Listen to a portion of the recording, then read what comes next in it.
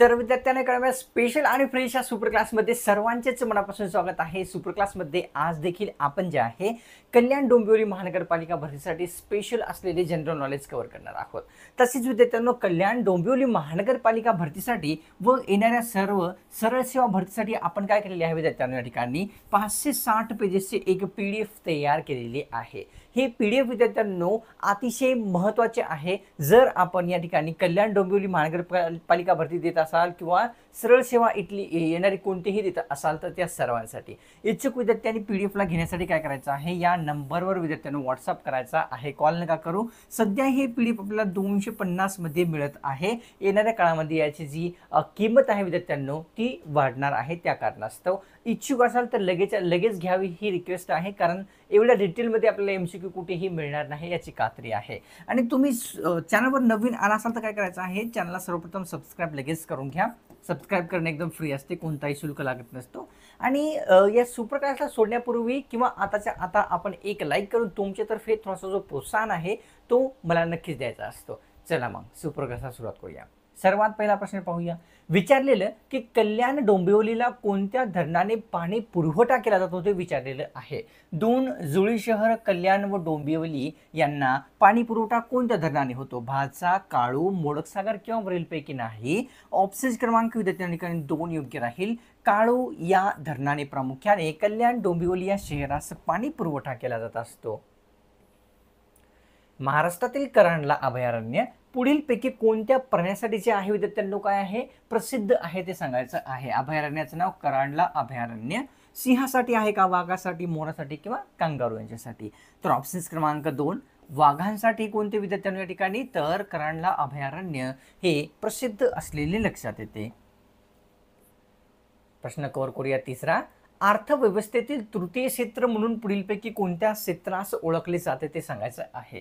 कितवे तृतीय क्षेत्र कशातील? अर्थव्यवस्थेतील। कृषी, शिक्षण, सेवा किंवा वरीलपैकी नाही?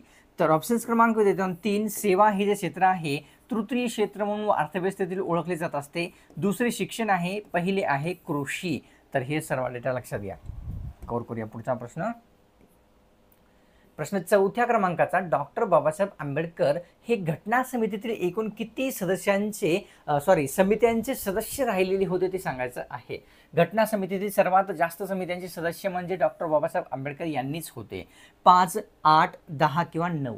तर या ठिकाणी विद्यार्थ्यांना ऑप्शन क्रमांक 4 म्हणजेच 9 इतर समित्यांचे जे आहे सदस्य व एका समितीचे अध्यक्ष होते हे आपल्या सर्वांनी लक्षात घ्यायचं आहे। कव्हर करूया प्रश्न 5वा।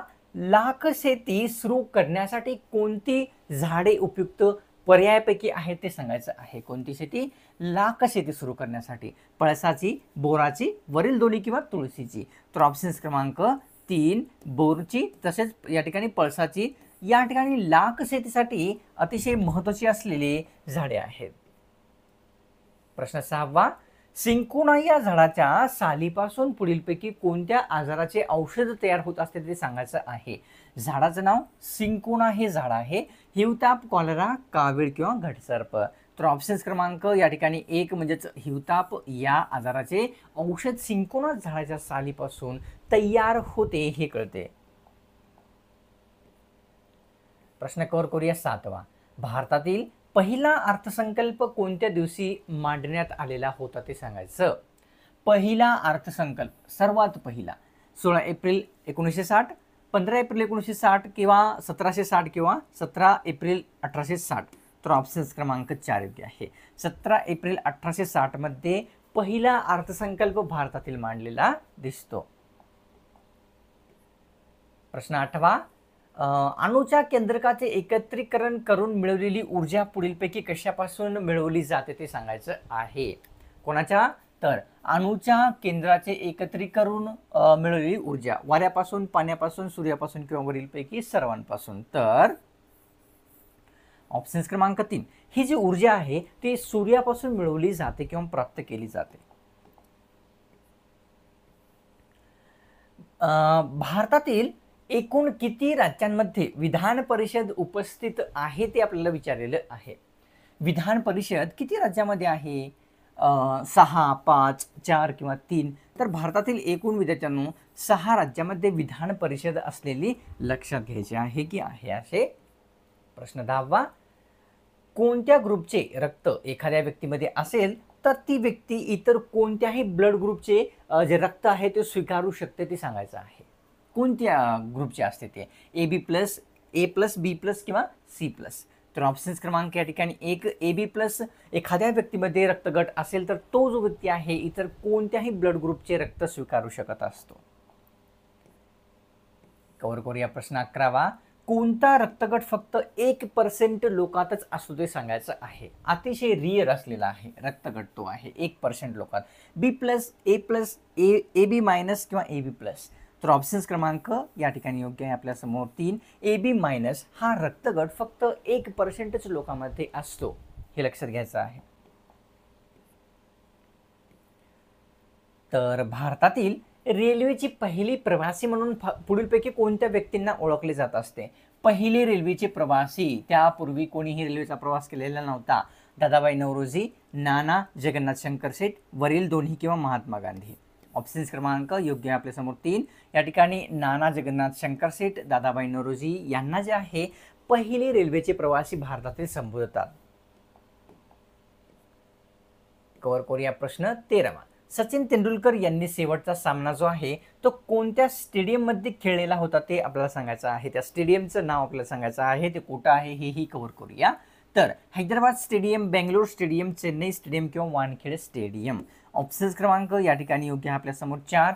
वानखेडे स्टेडियममध्ये सचिन तेंडुलकर यांनी सर्वात शेवटचा त्यांचा जो सामना आहे तो खेळलेला होता. कोणत्या ठिकाणी आहे वानखेडे स्टेडियम, तर मुंबई या ठिकाणी असलेले लक्षात येते.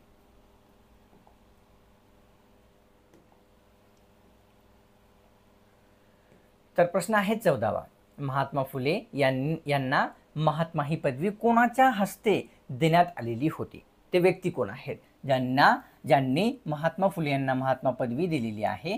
तर राव बहादूर बेडेकर, महात्मा गांधी, शाहू महाराज किंवा सयाजीराव गायकवाड. ऑप्शन्स क्रमांक 1 योग्य राहील.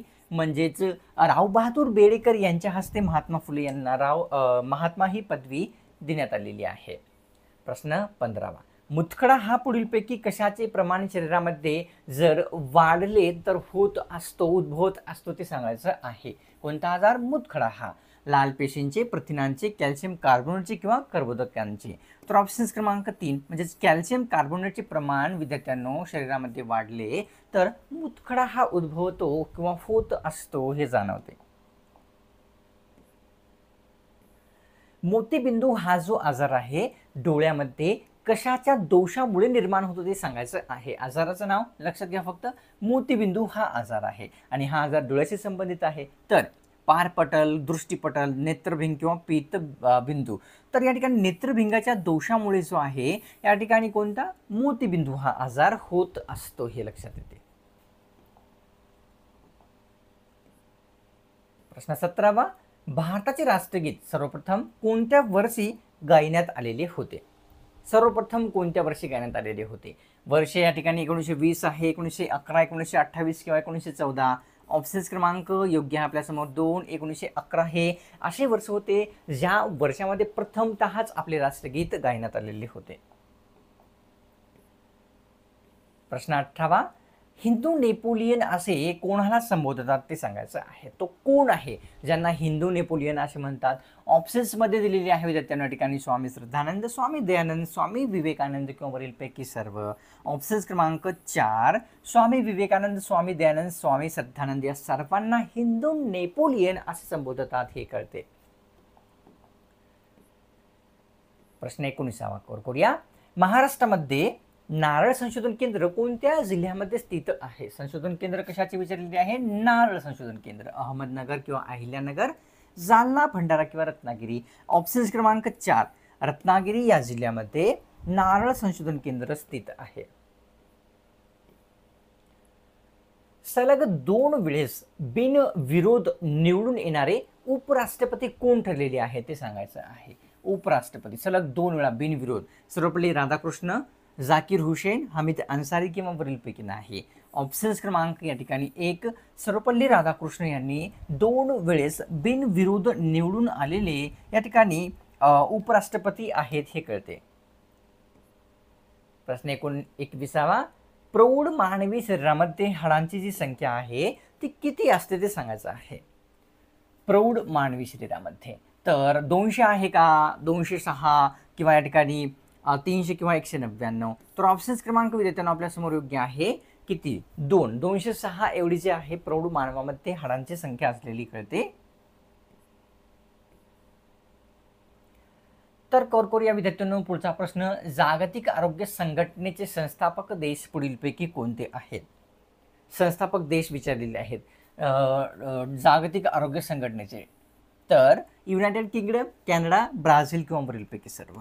ऑप्शन्स क्रमांक 4 योग्य आहे. ब्राझील, कॅनडा तसेच युनायटेड किंगडम हे सर्व जे आहे कोणते जागतिक आरोग्य संघटनेचे स्थापनकर्ता देश असलेले लक्षात येतात.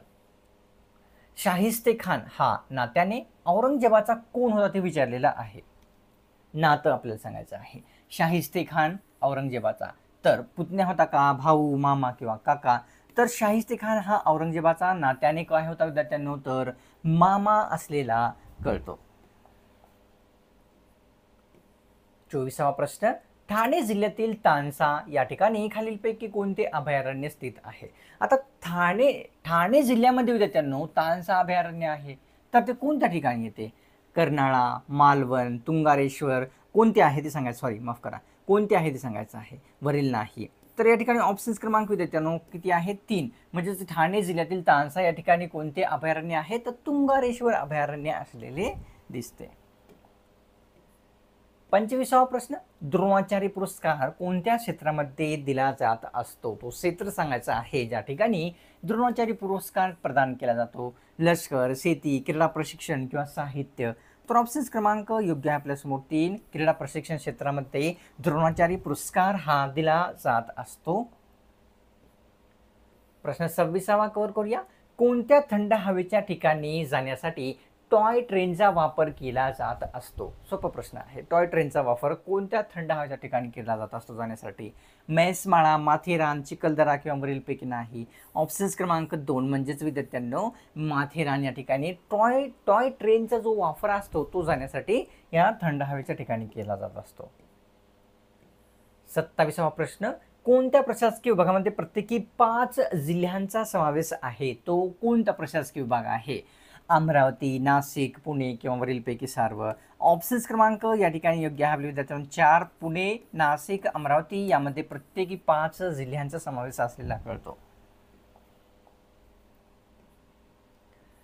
प्रश्न 28वा, भारताची राजमुद्रा असणारा अशोक स्तंभ. आता जर तुम्हाला माहित नसेल तर भारताची राजमुद्रा कोण आहे विद्यार्थ्यांनो, तर या ठिकाणी अशोक स्तंभ असलेला कळतो. कोणत्या ठिकाणी आहे अशोक स्तंभ. वैशाली कुठून घेतलेला आहे, वैशाली, दिल्ली, सारनाथ किंवा पाटणा. तर ऑप्शन्स क्रमांक 3 सारनाथ या ठिकाणी भारताची जी राजमुद्रा असलेला अशोक स्तंभ आहे तो घेण्यात आलेला कळतो. प्रश्न 29वा, ग्लुकोजचा साठा करणे हे कोणत्या अवयवाचे प्रमुख कार्य आहे. तो अवयव कोणता आहे जो ग्लुकोजचा साठा करतो. यकृत आहे का, मूत्रपिंड, हृदय किंवा फुफ्फुस. तर ऑप्शन्स क्रमांक 1 यकृत जे आहे ग्लुकोजचा साठा शरीरामध्ये करण्याचे कार्य करते. प्रश्न 30वा कव्हर करूया. राज्य पूर्वाचन आयोग जो आहे कोणाच्या मतदार याद्या तयार करते ते विचारलेले आहे. कोणते. राज्य निर्वाचन आयोग. तर नगरपालिका, नगरपंचायत, ग्रामपंचायत किंवा वरीलपैकी सर्व. तर ऑप्शन्स क्रमांक 4 योग्य राहील. ग्रामपंचायत, नगरपंचायत, नगरपालिका ह्या सर्वांच्या याद्या कोण, तर राज्य निर्वाचन आयोग तयार करत असतो. आता अतिशय महत्त्वाची सूचना पुन्हा एकदा रिमाइंडर आहे. तुम्ही कोणत्याही सरळ सेवा भरतीची तयारी करत असाल किंवा सध्या जी चालू आहे कल्याण डोंबिवली महानगरपालिका भरतीची तयारी करत असाल तर त्यासाठी विद्यार्थ्यांना आपण 560 पेजेसची PDF अतिशय स्पेशल असलेली तयार केलेली आहे. जोही इच्छुक विद्यार्थी आहे ते सर्वांनी PDF घेण्यासाठी काय करायचं आहे, या नंबरवर कॉल नाही करायचा, व्हॉट्सअप करायचा आहे. हे सर्वांना मनापासून रिक्वेस्ट आहे. आणि जोही इच्छुक विद्यार्थी आहे ना त्यांना सध्या ही PDF किती 250 मध्ये मिळत आहे. ही जी संधी आहे तुम्ही गमवू नका, ही रिक्वेस्ट आहे. तुम्ही चॅनलवर नवीन आला असाल किंवा कोणत्याही कारणास्तव चॅनलला सबस्क्राईब करायचं राहून गेलं असेल तर लगेच सबस्क्राईब करून घ्या. सुपर क्लासला सोडण्यापूर्वी एक लाईक पण नक्कीच करायचा आहे. चला मग भेटूया पुढच्या एका स्पेशल आणि फ्रेश सुपर क्लास.